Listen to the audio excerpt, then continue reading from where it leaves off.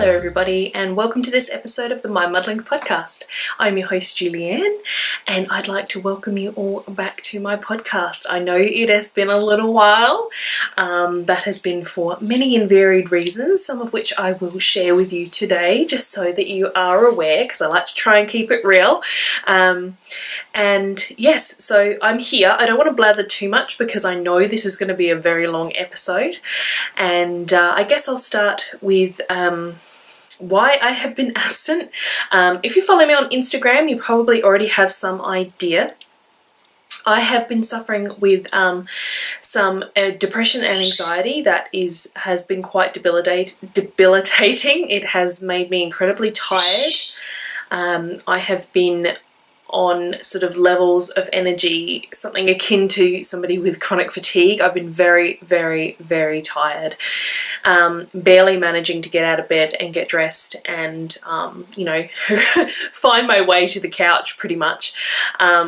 So I have seen my therapist and I'm being well supported by my husband, and between my GP and my therapist they have decided that my medication should go up, so I have had an increase in medication which has helped a little bit. I only started that on Saturday, I believe it was. So that's only kind of a new thing. I guess I'll probably need to have a bit of a settling in period with that, but I have noticed that I am a little bit more energetic.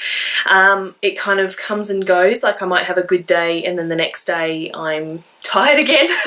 Yeah, I'm just sort of taking each day as it comes, and depending on my energy levels for the day is whether I do things like social media and dyeing yarn or weaving even. I haven't done a whole heap of weaving. I have done quite a bit of knitting. I have quite a few projects to show you today. I don't know that I've finished anything since I last talk to you all.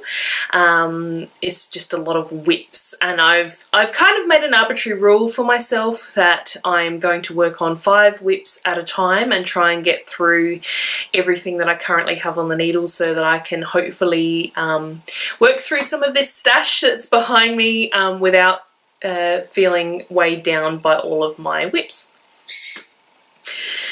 As you can hear, Marion is inside. It's possibly going to shower. It's quite grey out there, but it's supposed to be clearing this afternoon, but I kind of wanted to get this podcast done this morning so I can relax this afternoon. So hopefully she isn't too intrusive. If you are a long-time viewer, you know that Marion likes to make herself known. She's a very demanding little bird. Granger has been rather sooky this morning, so he'll probably interrupt at some stage. Hopefully not, because I've told him off enough times about getting in my way. Hopefully he will leave me alone. So I guess I can get on to what I have been working on. Actually, I do have one finished object, but that is kind of a weaving thing, and I don't know whether I want to break up knitting and weaving or whether I want to just have finished objects and works in progress. But I mean, hell, that's what I've always done, is just finished objects and then works in progress, so I will share. It's not had its ends put in just yet, but I wove a table runner, and this didn't work out quite like I was hoping. It doesn't look exactly like what it was supposed to. So, a little bit of backstory. This is, I can't remember who it's by, but of course I will always put everything in the show notes, and I'll probably put it on the down bar or on the screen somewhere where you can see it. It's basically a pattern that creates pinwheels, which is what these are supposed to be, on your rigid heddle loom, and you basically use pickup sticks to create the pattern. So if you know anything about weaving, it's basically the warp threads, which are your long ones, just go up and down depending on where you move the rigid heddle to. So that doesn't give you a lot of flexibility in how you lift those threads, so that's why you use the pickup stick, so that you can choose to lift multiple threads together and things like that, so that you can create, if I show you really close, you'll see that there's these floats like this. So that is because of the pickup stick. So you can see that I've missed multiple threads because of picking it up with the sticks. So this pattern calls for a DK weight cotton on a reed, because the reed with a rigid head, which is also called a reed, has, well, I guess the reed is the plastic in between. It has slots and holes, and you basically warp your loom in sets of 2 threads generally, and one thread will go through the hole, one will go through the slot, so you have pairs of threads. And basically the reed that was called for in the pattern was a 12.5 dent reed. So dent is how often the slots come along. So the higher the number, the more holes, more slots there are on your reed,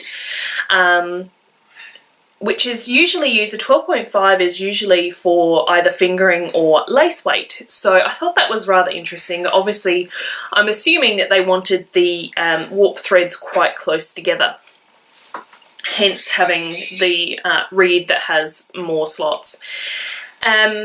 But the difference is they use cotton yarn, and I've used wool, and I've used non-superwash wool. So I had quite a lot of issues weaving this, because my yarn was beginning to felt because of the movement of the reed up and down my warp was roughing up all the edges, and then when I tried to put my weft through, it was getting stuck. So there's a lot of mistakes in this. It doesn't really look... I think these are supposed to be more square rather than rectangle, and they're very, very rectangular. So yeah, the pinwheel hasn't really worked, but that's fine. I figure I can still use this as a table runner, a placemat, whatever. So that's fine. I'm happy with it, and I was quite happy with, now which side was it?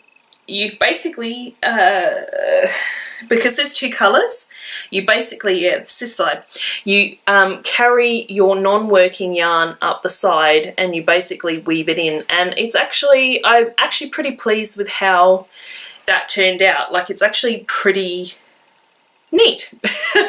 So, which is nice for a newbie weaver, that I was able to carry that yarn up the side and keep it quite neat. So I was happy with that.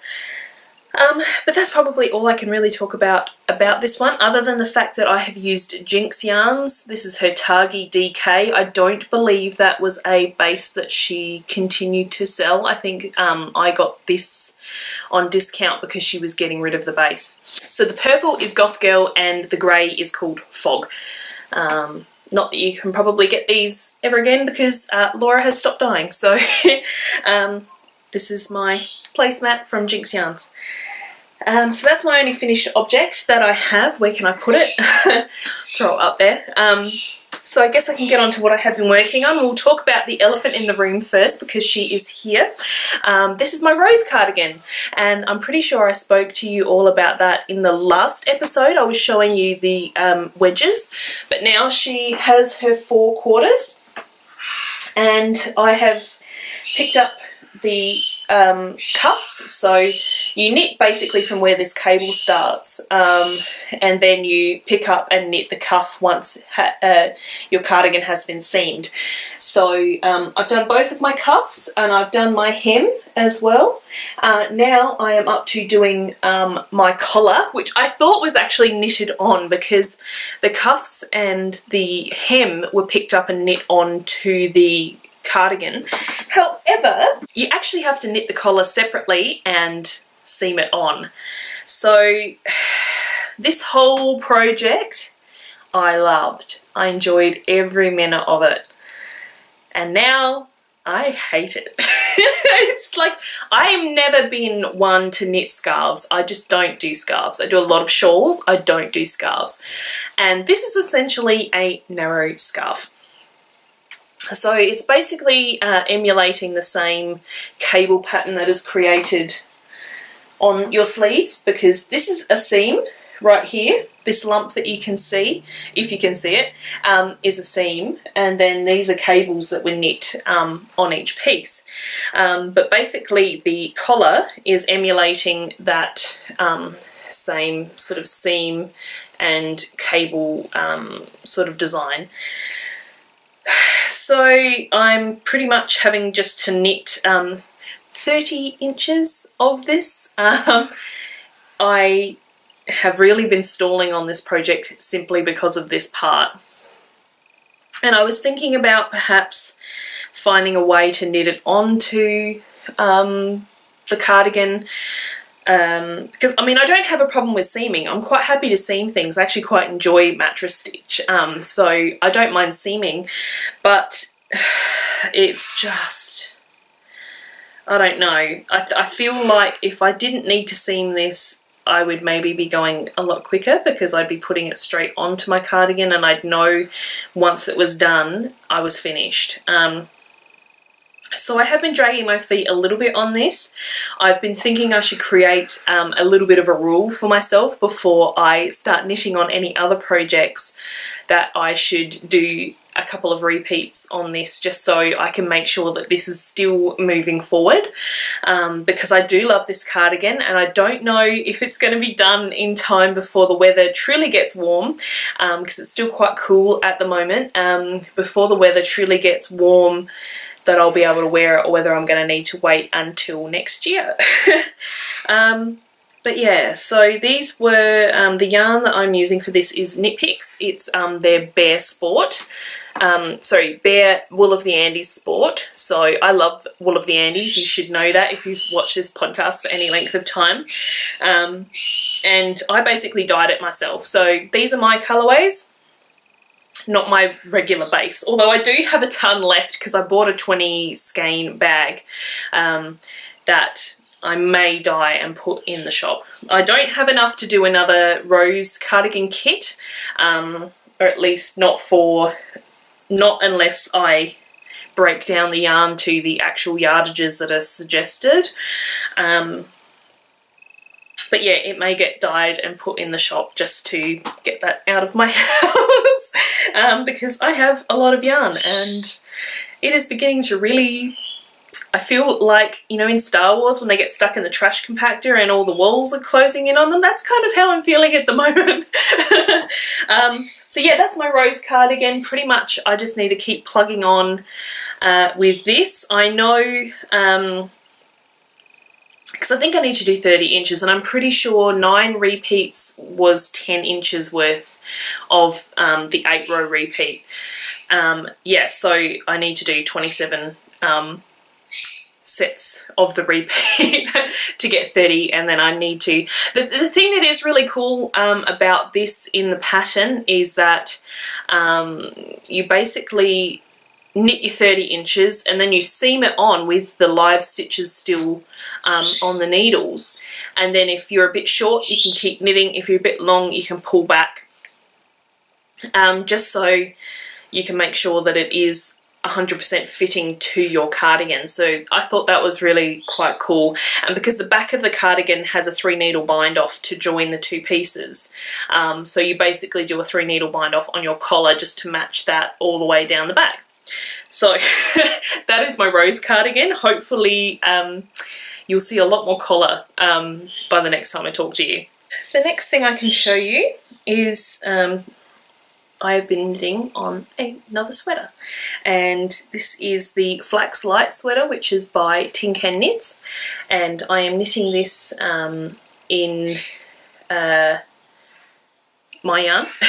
Actually, it's not really technically my yarn. It was a mistake that my yarn supplier sent me. They sent me 2 of the wrong bases. They weren't the bases that I requested, and this was one of them. So this is a, I call it Yakety Yak, and it is a yak, silk and merino, I believe, blend.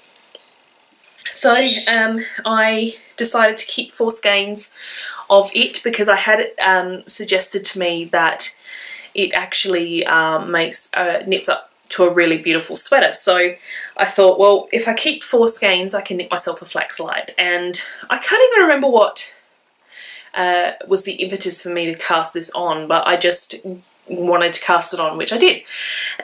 So as you can see, I have already knit both of my sleeves, and this pattern is actually one of my favourites. I have finally mended my other one. I think I may have mentioned that on here before. I knit one out of Knit Picks. I'll probably pop a photo in for you. And yes, I did speak about it because I might have even shown you this on my last podcast, I can't remember now. But yeah, I hit a door knob in our old house and it ripped a hole in my sweater. So I finally fixed that, and I have been wearing that sweater a lot. So only fitting that I knit another one. Yeah, so I have both of my sleeves, and I'm now currently working on the body, which is just basically stockinette in the round, and it has now gotten to the point where it's boring. You know, stockinette in the round. Even though it is lovely, the yarn is lovely, I'm really looking forward to having this sweater, hopefully before it gets hot. But yeah, stockinette in the round.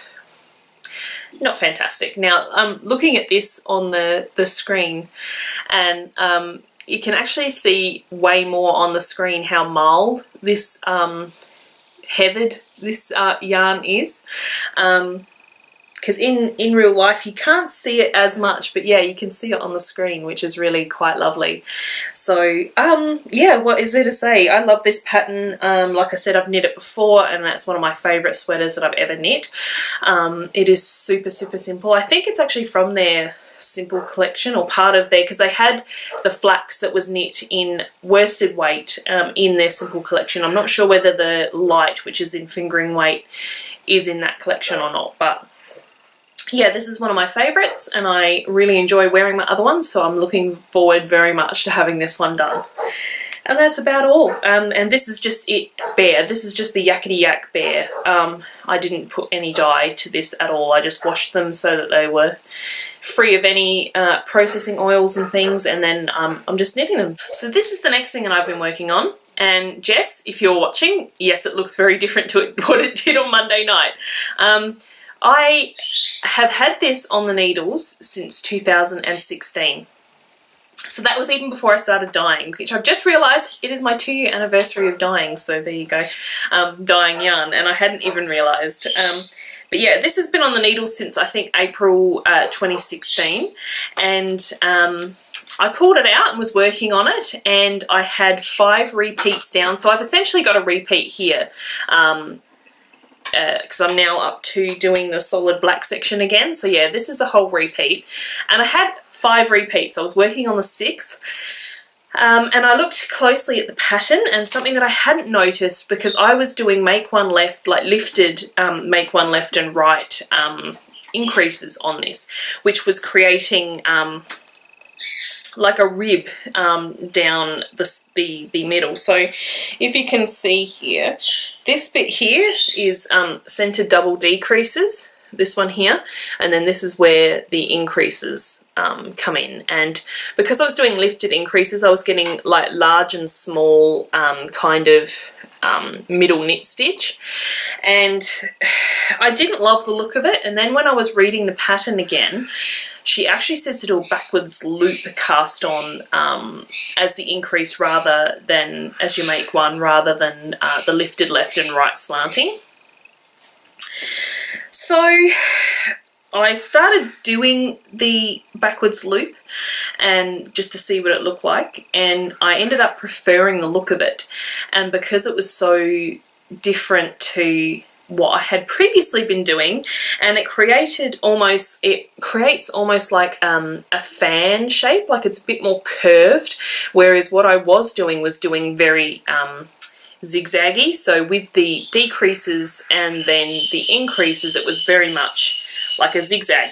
But yeah, with the backwards loop, it's a very much more of a curved look, and I preferred it, so I ripped it out and started again. So yeah, I did this the other day. I ripped it out and re-knit a a repeat. So I should probably tell you what this is. This is Vacillate. They're called the Vacillate wrap. I found this through Megan Williams's Instagram. She has knit quite a few of these, and as I said, that was back in 2016, so it was a long time ago. And anyway, I've brought it back out. It's one of my 5 projects that I'm going to be working on. So I am using Knit Picks Chroma fingering, and I've got 2 colours. So I've got just grey. I think it's just called grey. I don't think it's called ash or anything. I think it's just grey. And then this one is called Drawing Room.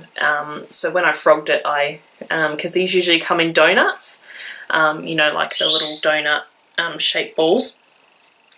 And I decided to cake it as I pulled it apart. So yeah, that's all I can really say about that. That is all I've done so far on my reknit, and I'm actually really enjoying working with the gradient, so that is something that you will likely see some more of. Okay, my last 2 knitting projects are both socks, and one is Simon's brown socks, which I think I may have spoken about last time.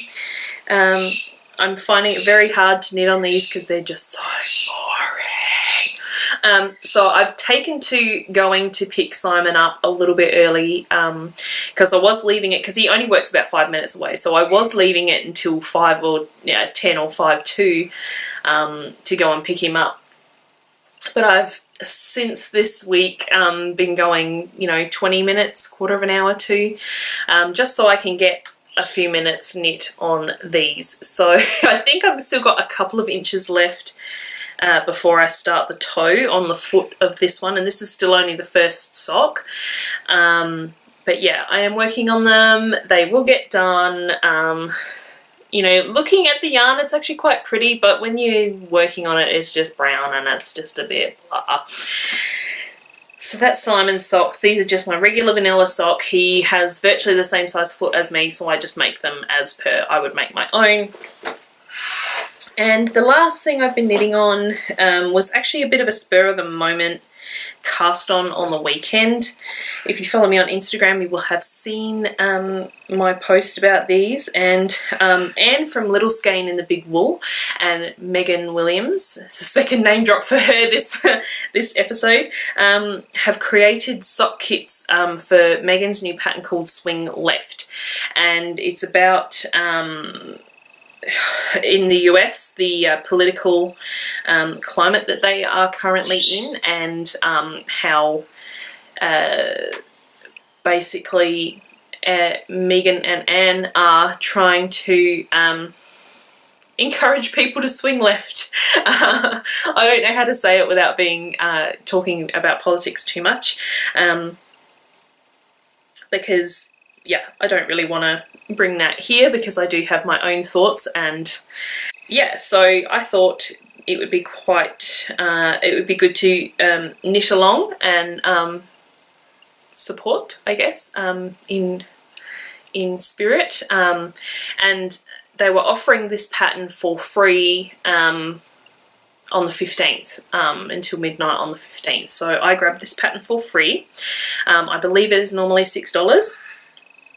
But this is Megan's Swing Left pattern. So since, I think that was Sunday, I just need a kitchen of the toe. So I've done one sock.